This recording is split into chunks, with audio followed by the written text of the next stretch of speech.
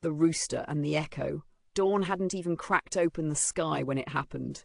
A shiver of sound rolled across the hills, bold and bright, as if the morning itself were waking up early.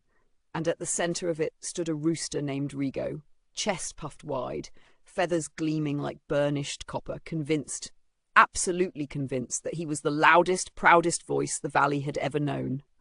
Every morning, Rigo strutted to the highest rock in the barnyard, and Higa lifted his beak to the sky and unleashed a crow so sharp and triumphant it seemed to slice open the first ray of sunlight. But this morning something crowed back. Rigo froze. Somewhere across the rocky ridge came a perfect reply. Same pitch, same length, same rhythm. It wasn't just loud. It wasn't just bold. It was him, but bigger. Rigo blinked.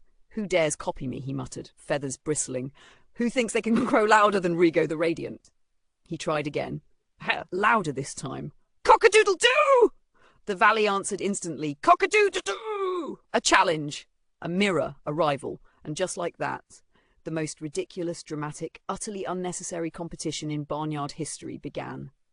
Rigo stomped to the fence line, tail feathers flaring like battle flags. The mysterious voice returned every crow he sent into the air, matching him perfectly.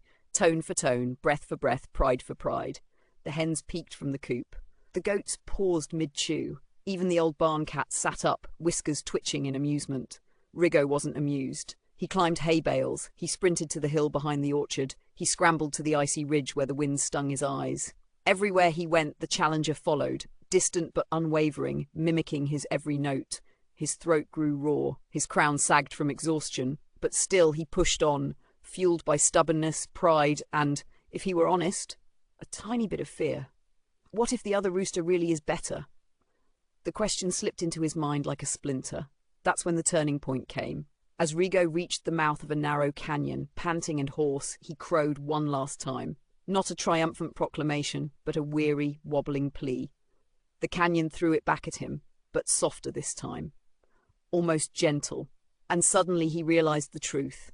There was no challenger, no rival rooster plotting to steal his morning glory. It was his echo. Just his echo. And he had spent the entire morning trying to defeat himself. Slowly, Rigo sank onto a warm patch of sunlit stone, letting the embarrassment wash over him, then fade. He listened to the breeze glide between the canyon walls, heard it pick up his tiny breaths and carry them homeward. His echo wasn't mocking him, it was mirroring him, a reminder that no matter how loud he shouted, he would always hear himself in return. And in that quiet moment, he understood. Sometimes the voice we fight hardest is the one inside our own chest, and the only way to win is to stop battling it.